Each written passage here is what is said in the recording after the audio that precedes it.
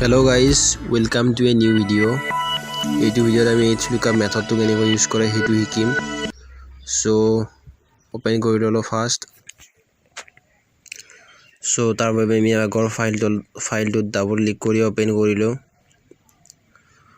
So ইয়াত দেখিবলৈ পাইছে বেনজিনৰ মাৰ টোটাল। সো এইটো লুকআপ মেথডটো ইউজ কৰা হৈছে। আগৰ ভিডিঅ'ত গৈ চাব পাৰে আপোনালোকে। আৰু ইয়াত আছে আমাৰ VLOOKUP অৰ্থাৎ ভাৰ্টিকেল লুকআপ মেথড কেনেকৈ ইউজ কৰে আগৰ শৰ্ট এটা দিয়া আছে, তাত গৈ চাব পাৰে আপোনালোকে। সো আজি আমি HLOOK মেথডটো ইউজ কৰিম। তাৰ বাবে আমি নেম দিলো, নেম, তাৰ পিছত দিলো পাৰ্চেন্টেজ,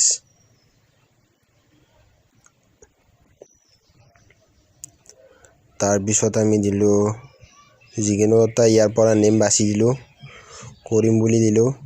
সো এতিয়া আমি ফৰ্মুলা ইউজ কৰিব লাগিব। তাৰ বাবে আমি ইকুৱেল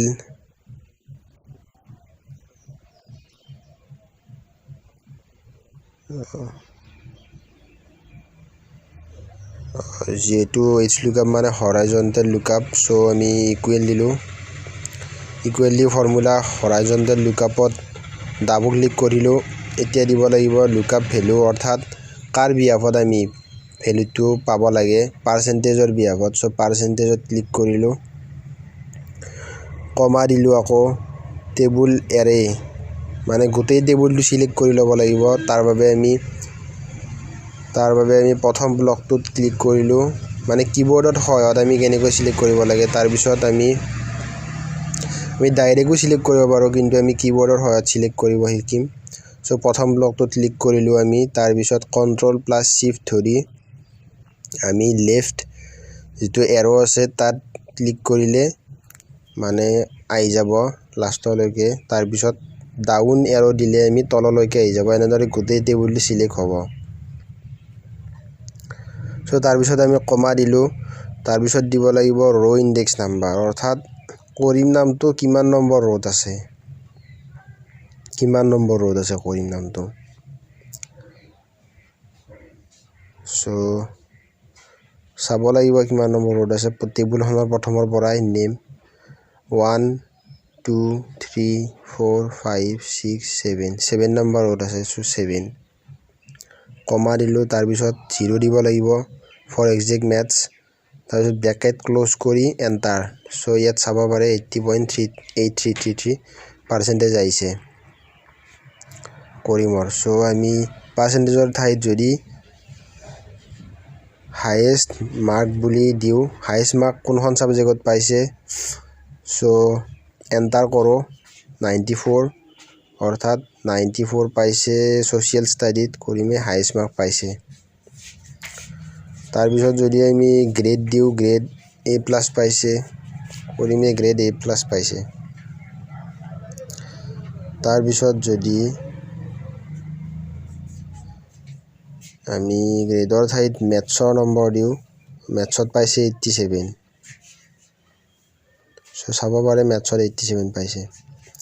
তাৰ পিছত এছামিছ দি এন্টাৰ কৰো, 63 পাইছে এছামিছত 63। কিন্তু আমি যদি কৰিমৰ ঠাইত বেলেগ এটা নাম দিও, যেনে ৰবিন, এন্টাৰ কৰো, তেতিয়া কিন্তু চেঞ্জ হোৱা নাই মাৰ্কটো। সো তাৰ বাবে আমি অলপ মডিফাই কৰিব লাগিব ফৰ্মুলাটো।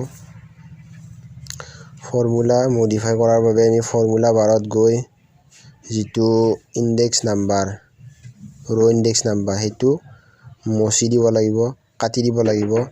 কাটি দি তাত মেথছৰ ফৰ্মুলাটো ইউজ কৰিব লাগিব, মেথছ MATCH। ডাবল ক্লিক কৰিলো। তাৰ পিছত লুকআপ ভ্যালু দিব লাগিব, অৰ্থাৎ আমি কাক লুকআপ কৰিম, ৰবিনক লুকআপ কৰিম। ৰবিনটো ক্লিক কৰিলো, ক্লিক কৰি কমা দিলো। তাৰ লুকআপ এৰে, কোনটো এৰেত ৰবিনৰ নামটো আছে, সো ৰবিন থকা এৰেটো আমি সিলেক্ট কৰি ল'ব লাগিব। আপোনালোকে মাউচৰ সহায়তো ডাইৰেক্ট সিলেক্ট কৰিব পাৰে। কিবোৰ্ডৰ সহায়ত সিলেক্ট কৰিবলৈ হ'লে Ctrl+Shift ডাউন এৰো। তাৰ পিছত 0 দিব লাগিব for exact maths, bracket close কৰি এন্টাৰ। এণ্টাৰ দিলে আহি যাব আপোনালোকৰ ৰবিনে আছামিছত পাইছে 56 সো এনেদৰে আহি যাব সো যদি আমি এতিয়া আছামিছৰ ঠাইত কিবা বেলেগ দিও পাৰ্চেন্টেজ দিলে এণ্টাৰ কৰো সো চাব পাৰে 63% পাইছে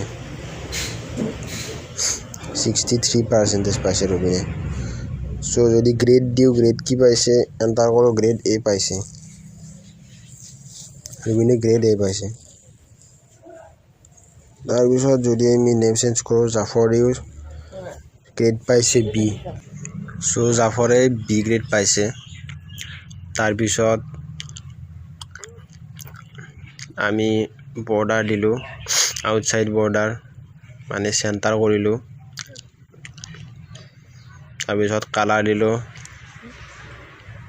এতিয়া আমি নেমটো যদি চেঞ্জ কৰি ৰাহুল দিও ৰাহুলে সি গ্ৰেড পাইছে এন্টাৰ কৰিলে তাৰ পিছত গ্ৰেড ডট হাইট যদি আমি মেথছৰ নাম্বাৰ চাও 67 পাইছে এনেদৰে আপোনালোকে ভ্যালুবোৰ লুক আপ কৰিব পাৰে এবাৰ যদি বেনজিন দিও 78 পাইছে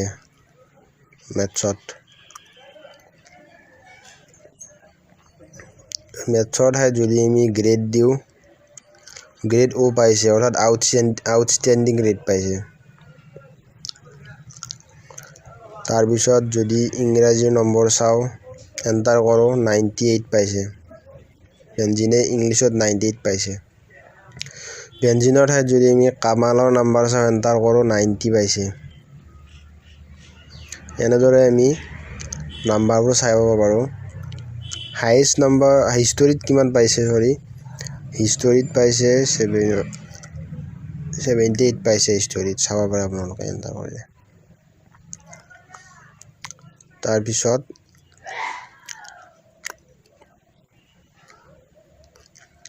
এতিয়া এনেদৰে আপোনালোকে চাব পাৰে HLOOK upৰ সহায়ত আমি কেনেদৰে ফৰ্মুলাবোৰ ইউজ কৰিব পাৰো মানে লুক আপ কৰিব পাৰো ভ্যালুবোৰ আবেজৰ যদি হিষ্টৰী নাম্বাৰ চাও আমি 67 পাইছে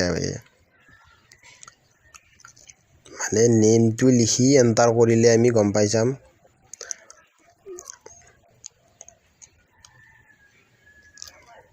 সো যদি মেথছৰ নাম্বাৰ চাও মেথছত 78 পাইছে আবেজে সো এনেদৰে আমি ভ্যালুবোৰ ফাইন্ড আউট কৰিব পাৰো মানে কেনেদৰে HLOOK up মেথডটো ইউজ কৰা হয় গতিকে আশা কৰো ভিডিওটো আপোনালোকৰ সহায়ক হ'ব আগন্তুক এক্সামৰ বাবে মোক এটা কমেন্ট আহিছিলে হাইলাইটটো আতৰাৰ কাৰণে সো মই হাইলাইটটো আতৰাই দিছো সো থ্যাংক ইউ গাইজ আপোনালোকৰ যদি ভিডিওটো ভাল লাগিছে লাইক শেয়াৰ এণ্ড কমেন্ট কৰিব আৰু আশা কৰো এক্সামৰ বাবে সহায়ক হ'ব সো কমেন্ট কৰিব আপোনালোকে থ্যাংক ইউ গাইজ